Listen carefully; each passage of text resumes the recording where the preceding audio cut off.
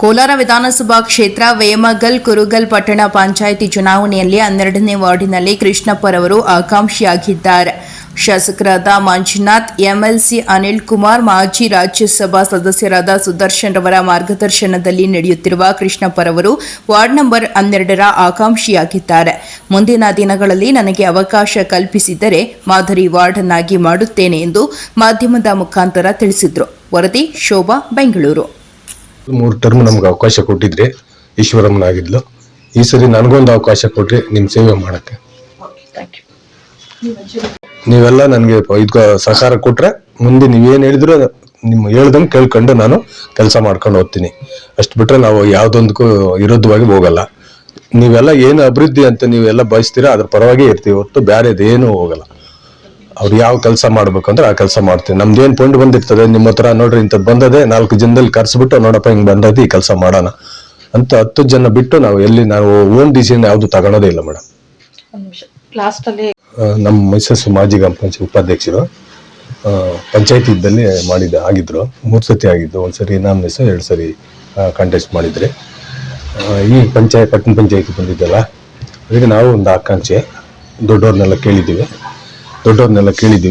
ದೊಡ್ಡವರೆಲ್ಲ ಏನು ಆಶೀರ್ವಾದ ಮಾಡ್ತಾರ ಅವ್ರ ಪರವಾಗಿ ದುಡಿಯೋಕೆ ನಾವು ರೆಡಿಗಿರ್ತೀವಿ. ಇಲ್ಲ ನಮಗೂ ಕೊಟ್ರೆ ನಾವು ಮಾಡೋಕ್ಕೆ ರೆಡಿಗಿರ್ತೀವಿ.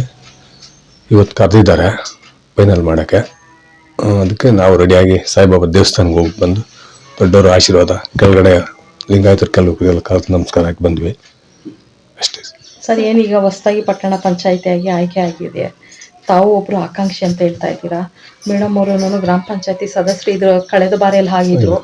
ಮೇಡಮ್ ಅವರು ಗ್ರಾಮ ಪಂಚಾಯತಿ ಸದಸ್ಯರಾಗಿದ್ದಾಗ ಏನೇನು ಅಭಿವೃದ್ಧಿ ಕೆಲಸಗಳು? ಮೇಡಮ್ ಸಿಮೆಂಟ್ ರಸ್ತೆ, ಮನೆಗಳು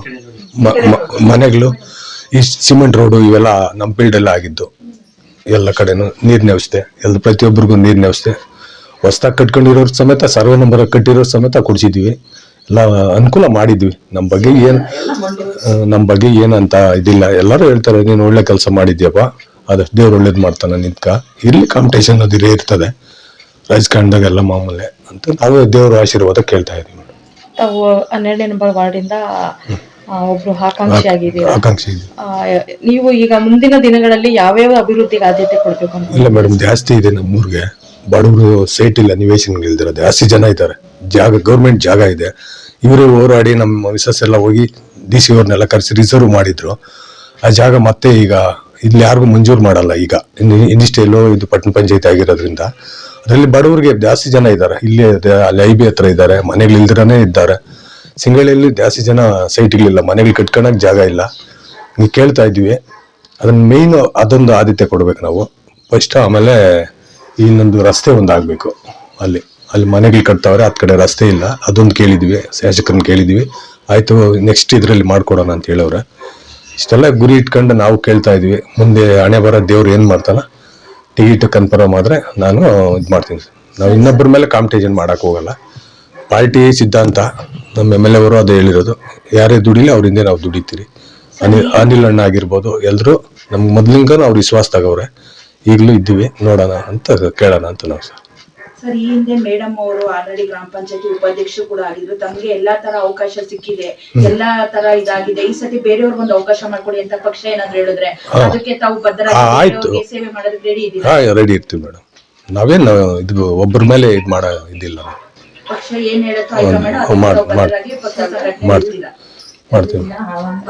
ಈಗ ಕಾಂಗ್ರೆಸ್ ನಲ್ಲಿ ಏನೋ ಗೊಂದಲ ಏನಾದ್ರು ಸೃಷ್ಟಿಯಾಗಿ ಸರ್ಟಿಫಿಕೇಟ್ ಇಲ್ಲ ಮೇಡಮ್, ಇಲ್ಲ ಏನಿಲ್ಲ. ಬೇರೆ ಅವರು ನಮಗೆ ಅವರು ಕೇಳಿದ್ದಾರೆ. ನಾನೇನು ಯಾರನ್ನು ಇದುವರೆಗೂ ರೆಕಮೆಂಡ್ ಇನ್ನೊಂದು ಅಂತ ಏನು ಹೋಗಿಲ್ಲ.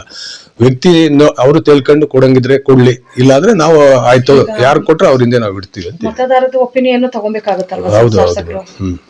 ಈಗ ಮತದಾರರು ತಾವೇ ಬೇಕು ಅಂತ ಏನಾದ್ರು ಒಂದು ಸ್ಟೇಟ್ಮೆಂಟ್ ಏನಾದ್ರು ಕೊಟ್ಟಾಗ ಮುಂದಿನ ದಿನಗಳಲ್ಲಿ ನಿಮ್ಗೆ ಮತ್ತೆ ಏನಾದ್ರು ಅವಕಾಶ ಸಿಕ್ಕಿದ್ರೆ?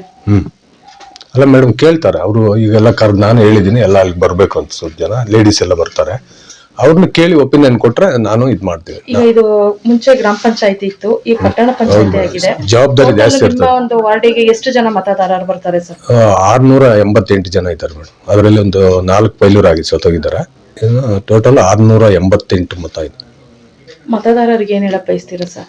ಅವರೇ ನಮ್ಗೆ ದೇವ್ರಿಗೆ ಆಶೀರ್ವಾದ ಮಾಡಬೇಕು. ಅಷ್ಟು ಬಿಟ್ರೆ ಮೇಡಮ್ ನೀವು ಮಾತಾಡ್ತಾ ಇದ್ರೆ ಏನಾಗುತ್ತೆ ಗೊತ್ತಾ, ನಮ್ಗೆ ಇವ್ರು ಮಾತಾಡೋದು ಅಂತ ನಾನು 3 ಟರ್ಮ್ ಪಂಚಾಯತಿಯಲ್ಲಿ ಸದಸ್ಯರಾಗಿ 5 ವರ್ಷ ಉಪಾಧ್ಯಕ್ಷರಾಗಿ ಸೇವೆ ಸಲ್ಲಿಸಿದ್ದೀನಿ. ಮತ್ತೆ ಸರ್ಕಾರದಿಂದ ಬಂದಂತ ಎಲ್ಲ ಸೌಲಭ್ಯಗಳು ಜನರಲ್ಲಿ ನಾನು ಇಟ್ಬಿಟ್ಟು ಅವ್ರ ಮುಖಾಂತರನೇ ಮಾಡಿದ್ದೀನಿ. ಮತ್ತೆ ಈಗ ರೀಸೆಂಟ್ ಆಗಿ ಗೌರ್ಮೆಂಟ್ ಜಾಗ ಅಷ್ಟು ಜನ ಒಂದು 7-8 ಜನ ಉತ್ತಿದ್ರು. ಆಮೇಲೆ ನಾವೆಲ್ಲ ಸಂಘಗಳವರೆಲ್ಲ ಸೇರಿ ಒಂದು 7-8 ಸಂಘಗಳವರೆಲ್ಲ ಸೇರಿ DC AC ಅವ್ರ ಹತ್ರ ಎಲ್ಲ ಓಡಾಡಿ ಆ ಜಾಗನ ಗೌರ್ಮೆಂಟ್ ಹ್ಯಾಂಡ್ ಓವರ್ ಮಾಡಿದ್ದೀವಿ. ಈಗ ಜನಗಳೆಲ್ಲ ಸೇರಿ ನಾವು ಮನೆಗೆ ಒಂದೊಂದು ಸೈಟ್ ಮಾಡ್ಬೇಕು ಅಂತ ನಿರ್ಧಾರ ಮಾಡಿದ್ದೀವಿ. ದಯವಿಟ್ಟು ನಮ್ಮ ಯಜಮಾನರಿಗೆ ಆಶೀರ್ವಾದ ಮಾಡ್ರಿ ಅಂತ ಮತದಾರರನ್ನು ಕೇಳ್ಕೊತಾ ಇದ್ದೀವಿ.